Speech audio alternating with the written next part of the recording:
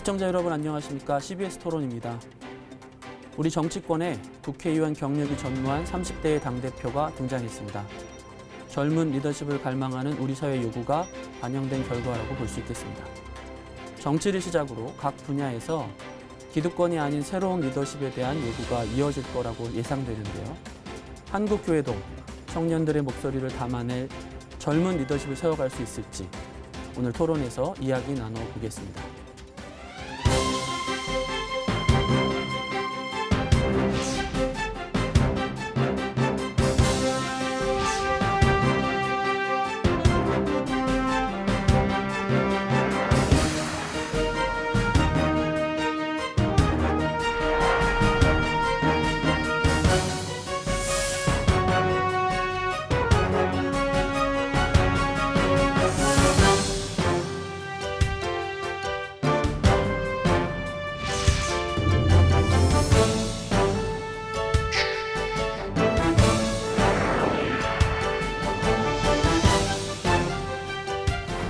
먼저 토론자를 소개해 드리겠습니다. 청년 세대를 대표해서 우리 한국기독교 청년협의회 총무를 맡고 있는 하성욱 목사님 나오셨습니다. 기독교 윤리 실천운동 공동대표를 맡고 계신 성함교회 조주희 목사님 나오셨습니다. 안녕하십니까. 네, 안녕하세요. 오늘 귀한 자리 감사합니다.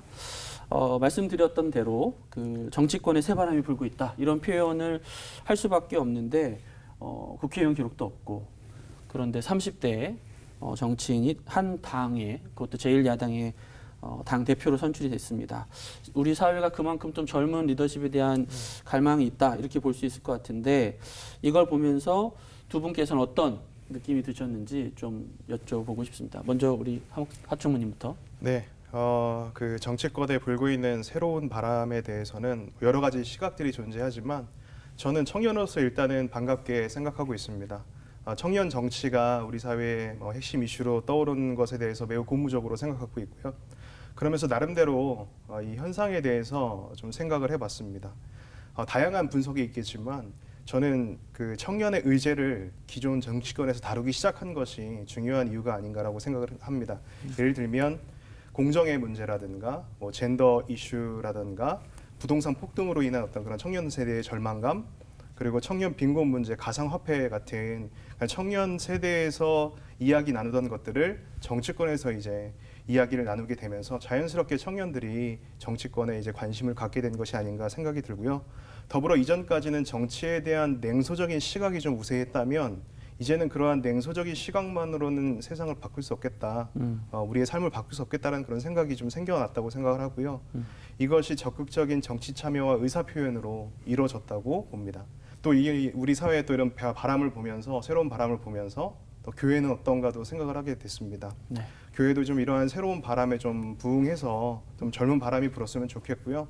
또 젊은 리더십들도 활발히 좀 생겨나고 또 교회 안에서 교단 안에서 청년들이 좀 자신들이 그동안 이제 교회의 어떤 일들에 대해서는 좀 지켜보는 입장이었다면 자신들의 목소리를 낼 수 있는 그런 교회 공동체가 또 됐으면 좋겠다는 생각을 했습니다. 네, 교회 얘기는 조금 뒤에 더 나눠보기로 하고요.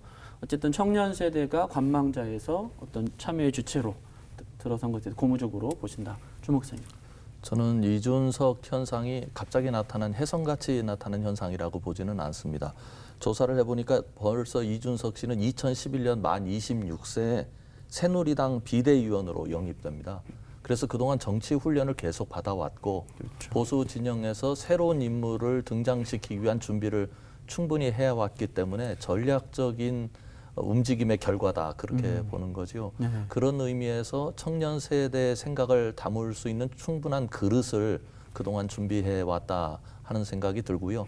한국 교회가 갑자기 인물을 만들어내려는 방식으로 덤벼든다면 오히려 여러 가지 문제를 일으킬 수 있고 한국 교회도 이런 치밀한 전략적인 관점을 가져야 할 때가 되었다 그런 생각을 해봅니다.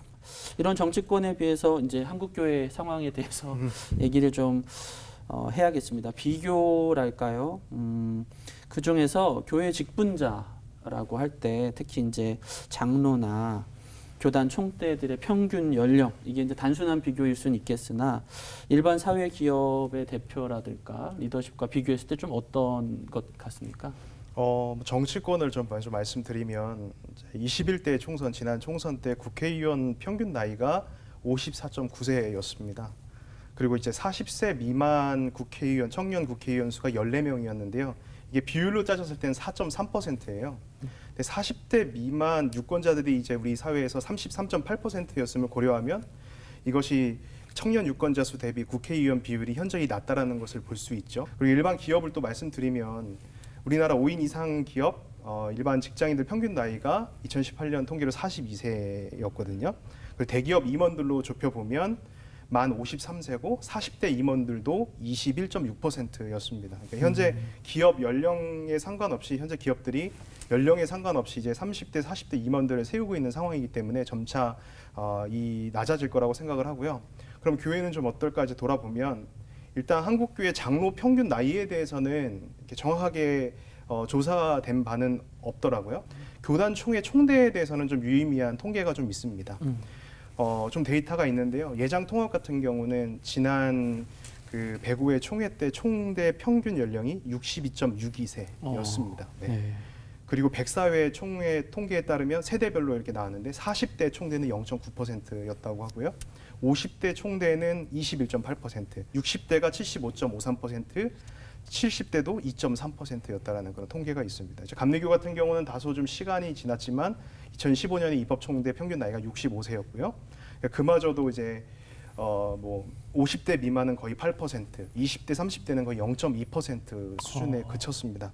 감리교 성도들 중에 한 6.7% 정도가 20대, 30대 그 성도 수 비율이라고 하는데 이것에 비례했을 때 0.2%라는 수치는 매우 좀 불합리한 수치가 아닌가라는 생각이 들었습니다. 그 한국 기독교 장로회는 뭐 통계가 뭐 나온 건 없지만 제가 자문을 구해 보니까 청년회를 통해서 자문을 구해 보니까 백사회 총회 때 유일하게 30대 여성 목사가 있었던 게 40대 미만의 유일한 그 참가자였다라는 그런 그 얘기가 있었습니다. 그러니까 이 세 교단을 예로 들었지만 한국교회 대부분의 교단들이 상황이 크게 다르지 않다고 생각을 하고 결론적으로 말씀드리면 뭐 일반 사회나 기업 정치권에 비해서 교회나 교회 장로나 교단 총대의 연령대는 매우 높다고 말씀드릴 수 있을 것 같습니다. 네.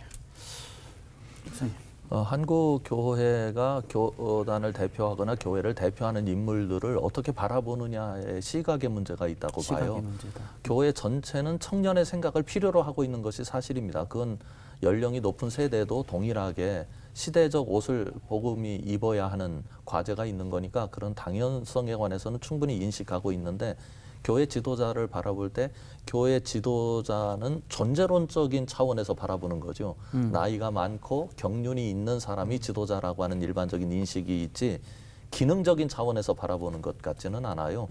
이제 젊은 세대로 일반 사회가 많이 옮겨가게 된 것은 사람을 바라볼 때 이 사회가 돌아가기 위해서는 기능적인 차원의 생각이 필요하다라고 하는 관점이 대두되니 정치권에서도 또 더군다나 기업의 입장에서는 세대가 젊어질 수밖에 없다는 그렇겠죠. 생각이 들고요.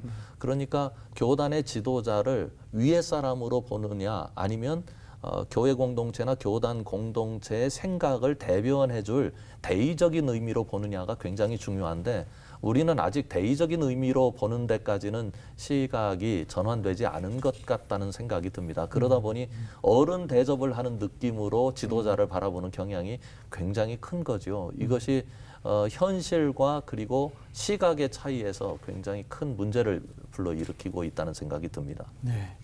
오늘 저희 토론 제목을 30대 장로는 가능한가 이렇게 잡아봤는데 일단 30대 장로 가능합니까? 가능한 교단도 있고요. 가능하지 않은 교단도 있습니다. 그 현재 이제 감리교 같은 경우는 장로의 조건을 보면 그 권사 직분을 5년 이상 연임한 사람이 성도여야 되고 그런데 이제 나이 제한이 있습니다. 40대부터 65세 사이에 40세 이렇게 나이 제한이 이상이군요. 있고요. 그리고 예장통합회 같은 경우는 세례 교인으로서 7년이 경과하고 40세 이상이 된 성도가 장로의 대상이 될 수 있습니다. 근데 이제 한국 기독교 장로회 같은 경우는 별도의 나이 제한은 없고 입교인으로서 5년 정도 경과한 사람이 그 장로가 될 수 있다고 이렇게 돼 있고요. 그러니까 결과적으로 보면은 적어도 교단법에서는 30대는 아니지만 40대 정도의 장로는 세워질 수 있는 그런 상황이라고 말씀드릴 수 있을 것 같습니다. 제가 보기에 이제 저와 관련된 하는 에피소드를 말씀드리면 제가 40대 초반에 담임 목사가 됐습니다. 그때 저희 교회에 등록하신 분이 계셨어요.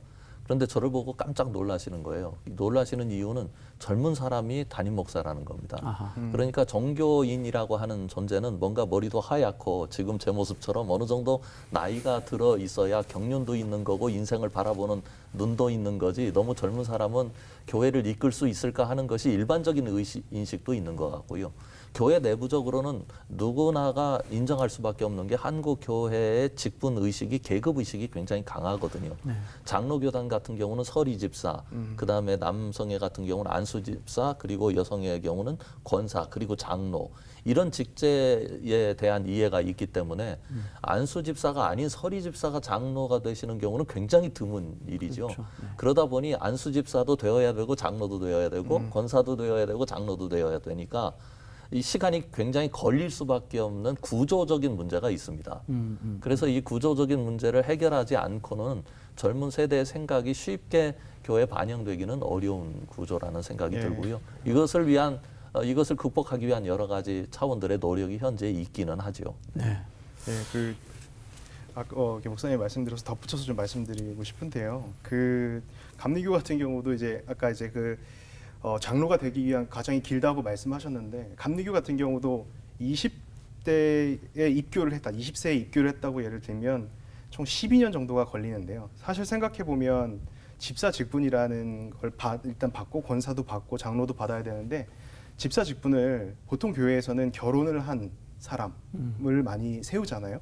그래서 이 결혼을 보통 하면 요즘 이제 계속 그 연령이 늘어나고 있는 추세거든요. 결혼 나이가 이제 높아지고 있는 추세인데, 보통 30살 중반으로 본다고 한다면 그 결혼을 하고 집사 직분을 받고 이 기간을 다 토탈하면 50세 이상은 돼야 장로가 될 수 있는 그런 상황이라는 거를 또 말씀드리고 싶고요. 또 장로라는 직분이 어떤 신앙의 연수로만은 또 정하는 것이 아니라 교회 안에서 어느 정도 존경도 받아야 되고, 또 헌금 생활도 어느 정도 좀 활발히 해야 되고, 또 교인들의 모범이 돼야 되는데, 이러한 교인들을 통솔할 수 있는 능력이 돼야 되는데, 한국 문화 속에서 과연 이러한 일들을 젊은 사람들한테 맡길 수 있을까? 한국 문화 속에서 그런 젊은 사람들에게 이걸 맡길 수 있을까? 그런 시선 속에서 젊은 장로가 선출되는 것은 굉장히 좀 어려운 상황이 아닌가, 이렇게 말씀드리고 싶습니다. 또 하나 요소가 있긴 있습니다. 이 시스템의 문제인데요. 그러니까 시스템이 잘 돼 있으면 거기에 어떤 사람이 들어가 있느냐가 그렇게 중요하지 않을 수 있거든요.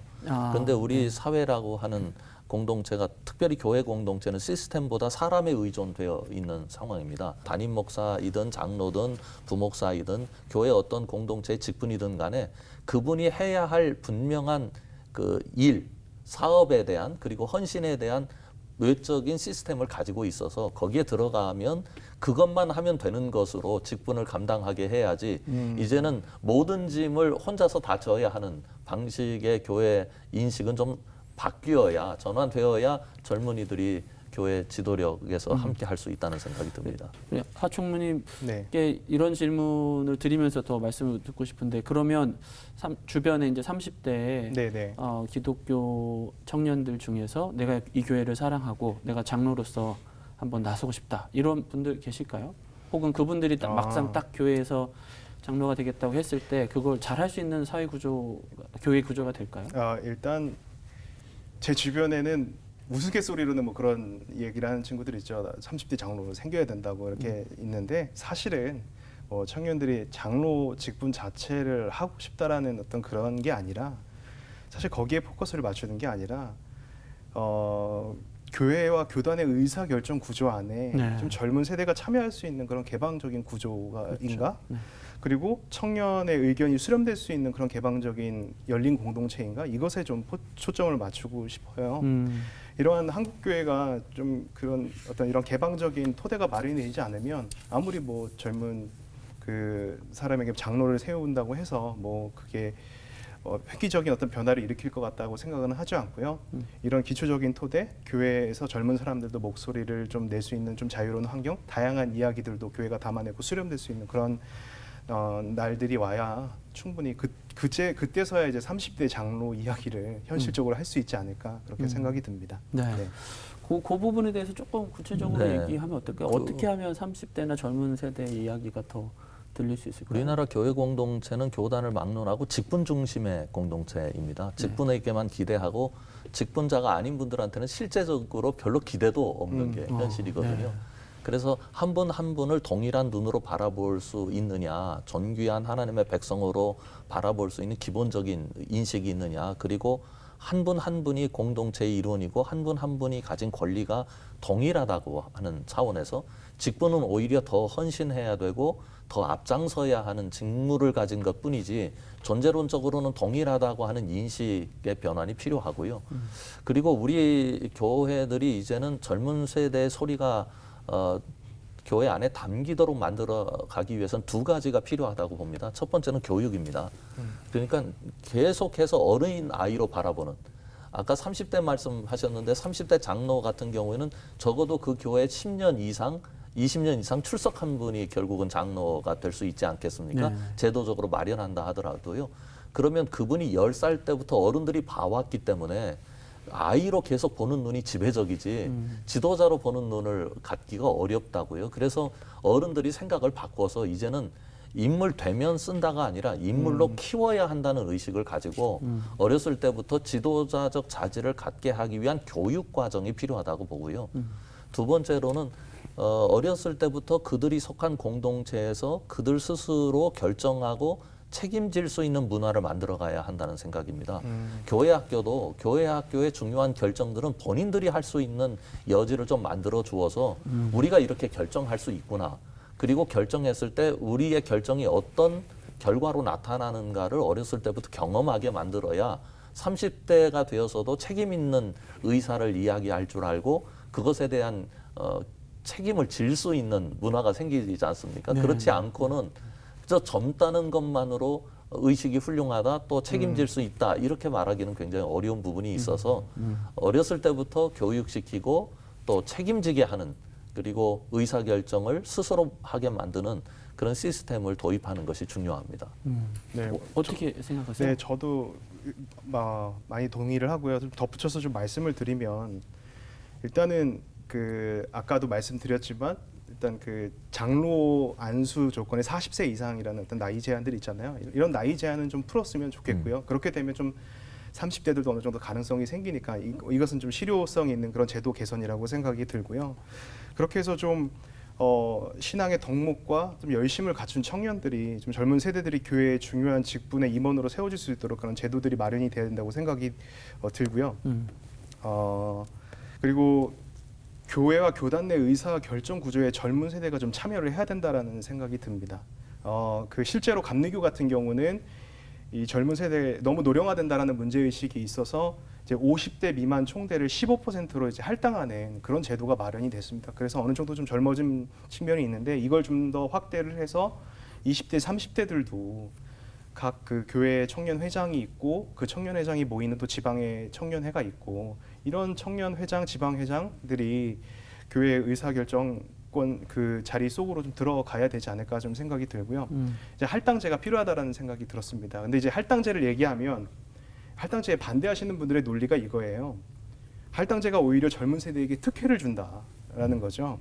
근데 제가 말씀드리고 싶은 것은 무작정 이렇게 특혜를 달라는 것이 아니라 교회를 구성하고 있는 세대 비율을 고려하면 납득 가능한 수준이 지금 아니다라는 하는 것이죠. 그렇죠. 그래서 그것을 어느 정도 좀 납득 가능한 수준으로 끌어올리는 게 중요하다고 생각이 들고요. 그리고 또 이렇게 얘기하시는 분들이 있어요. 총회 경험이 없는 사람, 능력 없는 사람이 하면 총회 수준이 떨어진다.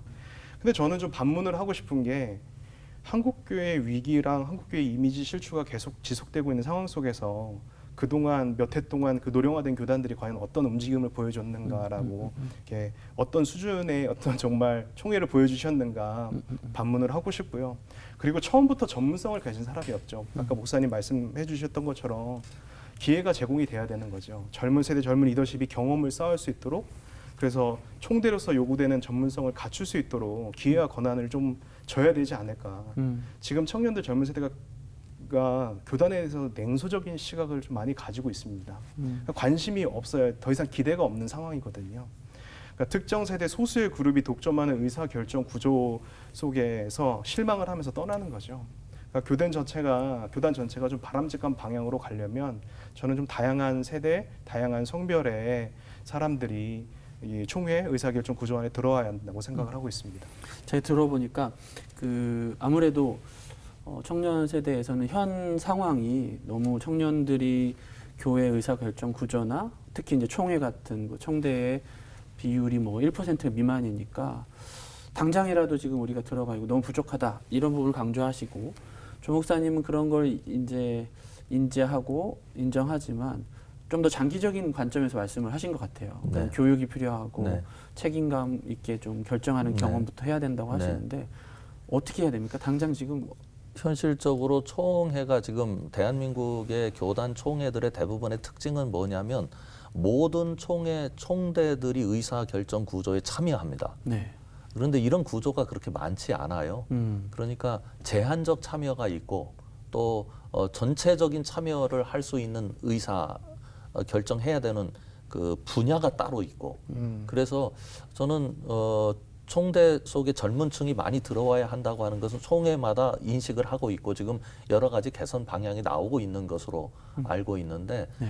들어와도 이야기가 의미 없이 들리게 되는 것은 의미 없다는 생각이 들거든요. 그래서 실제적으로 총회가 이제는 총회 운영 방식을 좀 바꾸어서 단순히 총대를 허락할 뿐만 아니라 그분들의 목소리가 의미 있게 담길 수 있는 구조를 만들어내는 게 중요하다고 봅니다. 따라서 교회 안에서도 그런 운동이 동시에 일어나야 된다고 생각을 해요. 가령 예를 들면 외국의 교회 같은 경우 청년부 담당 목사님을 청빙할 때는 청년부가 결정합니다. 청년부가 결정해서 장로교 같은 경우는 당회 검토를 받거든요. 청년부를 담당하실 목회자를 청빙하는데 청년과는 전혀 의사 결정 구조 속에서 의사가 담길 수 없는 구조를 만들어 놓고 우리가 결정해 주니 너희들은 지도자로 받아라. 이런 문화부터 좀 개선해 가서 스스로 결정할 수 있는 부분에 대해서는 좀 당회가 결정권을 이양해 주고 그것을 당회가 나중에 받아주는 방식으로 옮겨서 전체적인 교회 분위기가 변해야 청년들의 의사도 굉장히 소중하게 다루어진다. 그런 생각이 듭니다. 예, 저도 뭐 또 말씀드리는데요. 그 교단 총회에 자꾸 얘기를 하시는데 이 총회도 보면 항상 시간대가 평일 낮 시간대 많이 열려요. 네. 이 시간대는 평신도 젊은 사람들이 40대도 그렇고 이 시간대 갈 수가 없습니다. 사실 이 시간대 자체도 결국엔 굉장히 좀 노령화된 분들, 나이가 많으신 분들, 은퇴하신 분들이 자유롭게 갈 수 있지 젊은 세대는 사실은 그렇게 들어갈 수가 있는 구조가 아니거든요. 그러니까 교단 총대를 뽑을 때 어떻게 저희 감리교 같은 경우는 연회에서 뽑을 때 항상 그 현장에 있어야만 교단 총대가 될 수 있거든요. 근데 현장에 가기가 이게 물리적으로 쉽지 않은 상황이기 때문에 가고 싶어도 못 가는 그런 상황이 계속 이어지고 있다라는 것이죠. 이런 세부적인 어떤 그런 배려가 있어야만 젊은 리더십이 길러질 수 있다고 생각을 하고요. 청년을 아직 성숙하지 못한 대상, 아직 교육의 대상으로 보고 있다라고 하는 것이죠. 근데 생각해 보면 젊은 세대는 교회의 미래가 아니라 교회의 현재거든요. 그러니까 세대 나이만 다를 뿐 교회를 구성하고 있는 일원이고 의사결정 구조를 충분히 가질 수 있는 그 구조 안에 들어갈 수 있는 자격을 가진 성인입니다. 그러니까 계속해서 교단이 청년을 미래의 주체, 교육의 대상, 성장의 대상으로만 본다면 계속해서 청년들은 교회의 주변인으로 남아 있을 수밖에 없다고 생각하기 때문에 그동안 교회가 어떻게 청년들을 바라봤는지도 한번 반성을 해봐야 되지 않나 그렇게 생각이 듭니다. 지금 제도와 문화 얘기 많이 하셨는데 네. 그 현실은 50대 총대도 굉장히 이렇게 어린애 취급을 받는다고 네. 제가 들은 것 같아요. 거기 현장에 좀 가보셨으니까 더 네. 잘하실 텐데 과거에 한국 교회에 이제 기독교가 들어왔을 때 20, 30대 젊은 어떤 기독교인들이 나라의 운명과 교회를 책임지지 않았나 이런 생각을 해보면 뭐가 좀 다른 느낌이 드는데요. 실제 가보시면 어떠신가요? 그렇죠. 제가 이제 곧 환갑이거든요. 그런데 젊은 목사입니다. 우리 교단에서 늘 그런 느낌으로 이제 바라보니까 그런 느낌 자체가 굉장히 그 사회적으로 이미 우리 교회 공동체가 뒤져 있다고 하는 것을 대변하는 모습이거든요. 그런 면에서 정말 문화적인 변화 없이 어떤 시스템이 작용할 때 그게 제대로 될 수 있을까 하는 의구심이 생깁니다. 그래서 젊은이들의 목소리를 귀중하게 받아주는, 그저 젊은 사람이라고 인정해 주는 건 좋은데 그들의 목소리가 시대적으로 의미가 있다고 하는 것을 좀 인식을 해줘야 되는데요. 이게 단순히 제도적인 변화뿐만 아니라 저 신학의 바닥까지 변화되어야 하는 과제가 있는 거죠. 그래서 허 목사님께서 말씀하신 대로 시스템은 시스템대로 또 변화를 계속 꾀해가고 또 교회 안에 인식의 문화의 변화들을 계속 꾀해가는 양자의 바퀴가 움직여야 한국 교회가 앞으로 갈 수 있다는 생각이 듭니다. 하총무님께 이렇게 질문 한번 해보겠는데요. 그 일부에서는 네. 어떤 중대한 결정을 할 때 능력이나 자질 중에 오랜 시간 어떤 한 교회를 섬겨왔고 역사도 이제 경험해왔던 어떤 연륜, 네, 경험 이걸 무시하지 못하는데 네. 젊은 세대들은 그런 거 부족하지 않느냐 이렇게 이제 말하면 어떻게 대답하실 수 있을까요? 여기서 제가 도발적으로 좀 말씀을 드리면 지금 그렇게 좀 연로하신 분들이 충분히 저는 인정을 하지만 저는 한계도 분명히 있다고 생각을 해요. 지금 한국 교회의 어떤 이미지들, 한국 교회 상황을 보면 그 높은 연령대에 구성돼 있던 그런 총대분들, 그런 교회 지도자들이 이끌어온 한국 교회가 과연 늘 바람직하게만 이렇게 굴러왔을까라고 생각을 해보면 그건 아니다라고 생각을 하고요. 작년에 저희가 저희 단체에서 제가 일하는 단체에서 그 한국교회 개혁과 갱신을 바라는 기독청년 성명서를 좀 발표를 했습니다. 이제 그때 한국교회 보수화된 토양에 대해서 좀 문제를 제기를 했습니다. 그때 주목했던 것이 중장년층의 남성들이 독점한 어떤 그런 구조가 청년들이 이제 의식을 조사했을 때 그게 좀 불만이다라는 그런 결과가 있었어요. 분명히 기독교 신앙의 교리를 수호한다던가 그 교회의 안정을 추구한다는 점에서는 그런 어떤 연령대의 경험들이 되게 중요하다고 생각을 하는데 다만 한국 교회는 너무 그게 고착화돼 있어서 조금 배타성으로 많이 드러나고 교회의 폐쇄성으로 좀 드러나고 또 근본주의적인 신앙관으로까지 좀 드러난다고 생각이 들고요. 교회 안에는 보수적인 성도들만 있는 것이 아니거든요. 개혁적인 목소리, 변화를 바라는 그런 좀 젊은 목소리들도 있고 하지만 그러한 성도들이 지금은 의사결정 구조 속에 들어가기가 너무나 좀 어려운 상황이고요. 그렇다 보니 아무래도 교회에서 자꾸 결정되는 것들은 보수적인 어떤 그런 결정들이 많이 나고요. 물론 그 젊은 층이라고 해서 청년이라고 해서 여성이라고 해서 항상 늘 개혁적이거나 늘 훌륭하다라고 얘기할 수는 없겠지만 지금과 같은 소수의 집단이 의사결정 구조를 독식하는 구조보다는 좀 다양한 세대 성별이 참여할 수 있는 구조가 돼야만이 그래도 교회가 건강한 방향으로 갈 수 있지 않을까 생각이 들어서 연륜도 존중은 하지만 저희 청년들의 그런 개혁적인 목소리들, 변화의 목소리들을 경청해 줄 수 있는 교회가 되어야 된다 생각이 듭니다. 네. 청년들의 노력도 필요하다고 생각을 합니다. 그러니까 의식적으로 한국 교회가 변화되어야 한다고 하는 소리를 내는 청년들은 의외로 일부이거든요. 나머지 청년들은 그냥 교회가 하는 대로 따라갈래요 하는 부분들이 너무나 많아서 그러니까 청년들 얘기를 어른들이 보기에는 다 보수적인 얘기는 없고 지나치게 진보적인 얘기만 많다고 하는 의식들이 있거든요. 그래서 청년 세대에서도 건강한 진보, 건강한 보수의 이야기가 함께 담겨야 굉장히 한국교회가 의미 있게 변화되리라고 생각이 들고요. 그래서 우리 청년들이 나는 어리니까 교회의 의사결정에 참여하기도 어렵고 책임지기도 어렵고 그리고 그저 우리는 따라가는 게 우리의 길이다라고 하는 생각에서 좀 깨어나서 이제 적극적으로 자신들의 이야기를 좀 교회에 내놓는 방식으로 의식 전환도 굉장히 많이 필요합니다. 예, 그래서 이제 이 맥락에서 말씀드리면 교회가 항상 이제 청년부라고 많이 부르는데 사실 청년부는 하나의 어떤 교육부로서 이것 역시 뭔가 교육의 대상으로서의 어떤 관점이 너무 투영이 된 것 같아요. 그래서 저는 제안을 드리는 것은 청년회 라는 어떤 그런 호명이 필요하지 않을까. 그래서 어떤 주체적이고 자치적인 어떤 그런 청년 세대의 담론이 형성될 수 있는 그런 공동체로서 청년 세대가 교회 안에서 형성이 돼야 되지 않을까. 그렇게 되면 자연스럽게 그 안에서 다양한 담론들이 이어나고 교회의 일들에 대해서도 청년들이 소화할 수 있는 그런 능력이 생겨나지 않을까. 그런 생각이 듭니다. 네, 고맙습니다. 그 교육이나 문화, 구조적인 변화도 필요하고 또 청년들의 어떤 자질과 지금부터 참여해야 되는 어떤 필요도 다 다뤄보았습니다. 오늘은 뭐 여기까지 말씀 듣도록 하겠습니다. 최근에 30대 정치인이 당 대표가 되었다라는 것이 그 사건만으로 중요하다기보다는 이제 사회가 20, 30대 청년들의 필요와 또 거기에 관심, 시선을 두고 있다라는 점에서 의미가 있는 것이라고 생각하는데요. 이제 한국 교회도 어떤 특정 세대나 특정 직분만의 교회가 아니라 젊은 세대들 그리고 여러 다양한 세대들 문화권에 있는 사람들이 어떤 필요를 갖고 있는지 관심을 갖고 돌아봐야 할 때가 아닌가 생각합니다. 한국 교회가 지금 변화의 시기에 서 있는데요. 많은 관심과 응원 부탁드리겠습니다. 오늘 CBS 토론은 여기까지입니다. 시청해주셔서 고맙습니다.